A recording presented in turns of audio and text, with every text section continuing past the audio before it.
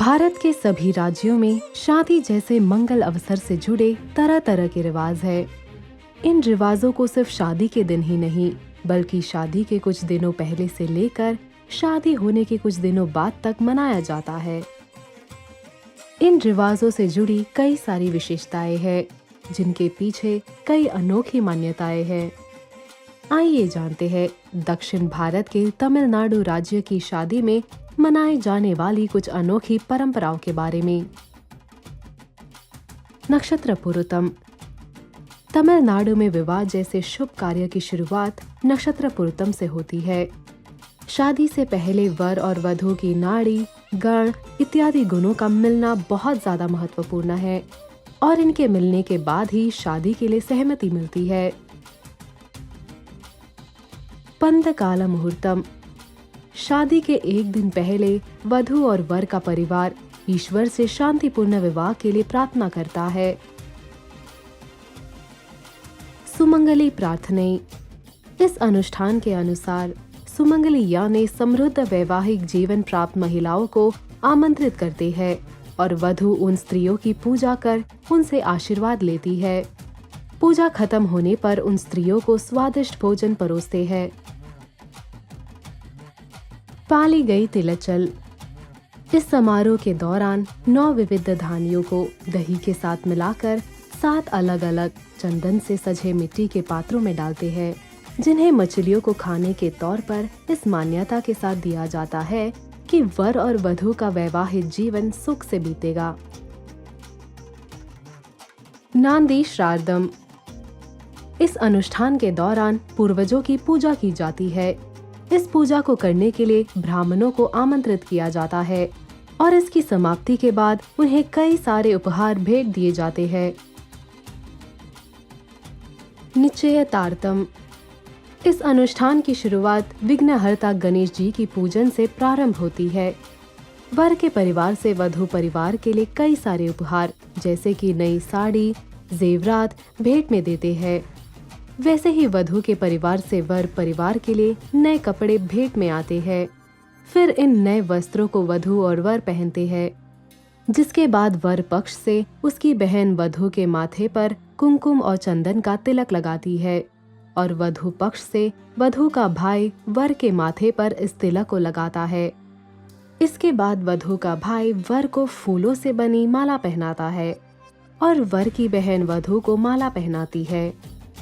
इन सब के बाद वधू और वर एक दूसरे को अंगूठी पहनाते हैं। लग्न पत्रिकें।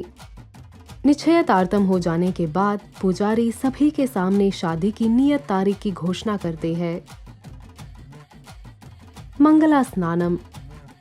इस अनुष्ठान की शुरुआत सवेरे होती है, जिसमें वधू और वर को अपने घरों में स्नान के पहले हल्दी, कुमकुम और तेल लगाया जाता है, जिसके बाद वह स्नान कर अपने आप को पवित्र करते हैं।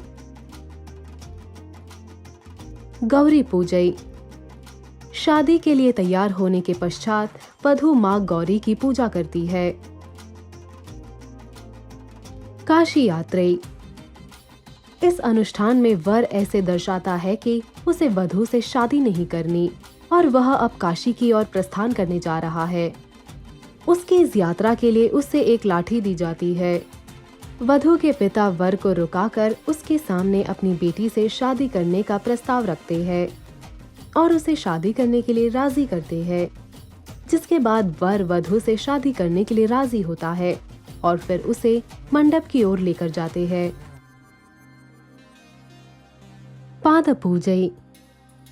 मंडप में आने के बाद वधू के माता और पिता वर के पैर पवित्र पानी, चंदन, दूध और कुमकुम से धोते हैं। फिर उसके पैरों को फूलों की पंखुड़ियों से सुखाते हैं। मालई माट्रल। पाद पूजई के बाद वधू को मंडप में लाया जाता है और वधू वर एक दूसरे को वरमाला पहनाते हैं। ऊंजल। वर और वधू को एक झूले पर बिठाते हैं, जहां उनके परिवार के सारे सदस्य उन्हें घेर कर खड़े होते हैं। सभी सदस्य एक एक कर उस झूले को हल्के से हिलाते हैं और ऊंजल पाटू के गाने गाते हैं। घर के सदस्य वर और वधू को दूध के साथ केले का टुकड़ा खिलाते हैं और उन्हें आशीर्वाद देते हैं। जोड़े को बुरी नजर से बचाए रखने के लिए घर की महिलाएं चावल से बने रंगीन गोले लेकर दक्षिणावर्त और वामावर्त दिशाओं में घुमाकर चारों दिशाओं में उन गोलों को फेंकती है। बुजुर्ग महिलाएं जोड़े के इर्द गिर्द मिट्टी का दिया और पानी से भरा मटका लेकर दक्षिणावर्त दिशा में 3 चक्कर मारती है। इन सब के बाद वधू और वर को झूले से उतारते हैं। कन्यादानम। वर और वधू झूले से उतरने के बाद वधू की साड़ी और वर के कपड़े के छोर को साथ में बांधते हैं। वधू की माँ वर की आंखों में काजल भरती है और वधू के पिता वर के पैर धोते हैं।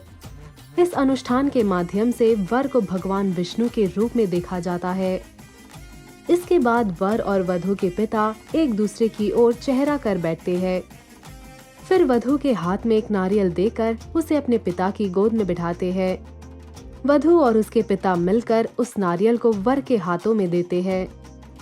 वधू की माँ उस नारियल पर पवित्र पानी छिड़कती है और अंत में वर और वधू के हाथों पर एक पवित्र धागा बांधा जाता है।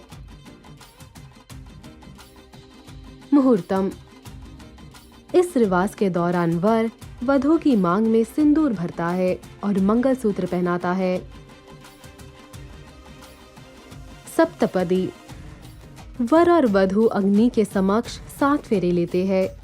इन 7 फेरों के दौरान पंडित पवित्र मंत्र पढ़ते हैं, जिसके बाद वर वधू के बाएं पैर का अंगूठा पकड़ता है जब वह सान के पत्थर पर पैर रखती है, जो उनके रिश्ते की दृढ़ता दर्शाता है। संबंधी मर्यादाएं। इस अनुष्ठान में वर और वधू के परिवार वाले एक दूसरे से प्यार जताने के लिए उपहार देते हैं, जिसके पश्चात वधू अपने घर वालों से विदा लेकर अपने ससुराल के लिए निकल पड़ती है। पालदानम। प्रस्थान करने से पहले वर और वधू बुजुर्गों से आशीर्वाद लेते हैं। गृह प्रवेशम। वर की माँ वर और वधू की आरती उतारती है, जिसके बाद उनका गृह प्रवेश होता है। विलयाडल। वर की सगी बहन अपनी भाभी को उपहार भेंट देती है। इस दौरान परिवार के सभी सदस्य कई सारे मजेदार खेल खेलते हैं। इसका मूल उद्देश्य यही है कि यह वधू को अपने नए घर वालों से मेल जोल बढ़ाने में मदद करता है। मरुवीडु वरुदल। शादी संपन्न होने के 3 दिनों बाद वर और वधू के मायके जाते हैं। उन्हें भोजन खिलाकर उपहार देते हैं और इस आखिरी विधि के समाप्ति के साथ समाप्त होता है तमिल शादी का त्योहार।